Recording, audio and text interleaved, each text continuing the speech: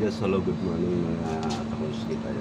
Maglulod tayo ng diesel sa ating 145 kVA na generator mga idol.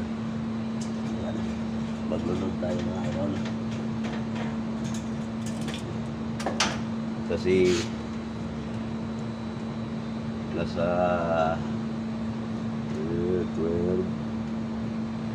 16 hours kahapon ng run out mga idol.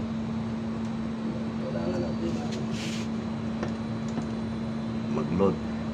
Dan ganito lang yung mga idol mag-load mga idol. Mga fuel pump kami nga manual mga idol. Yan. Yan. Alright, good morning Luzon, Visayas, Mindanao. Good morning, good morning. Ayan. For today's video ay maglo-load tayo ng diesel sa 145 kVA natin nga generator mga idol. Ayan. Location mga idol dito sa Legazpi City. Ayan, sa Hotel Centro Legazpi.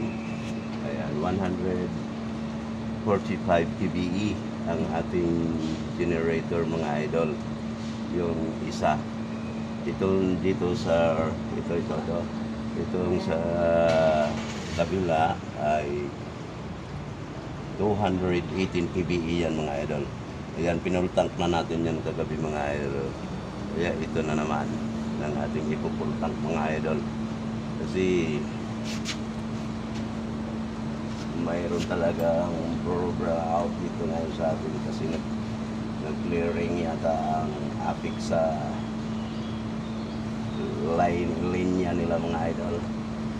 Ayan. Kaya kailangan natin mag-load ng diesel. Alright, ipupultank natin ito mga idol. Once again, good morning sa inyong lahat.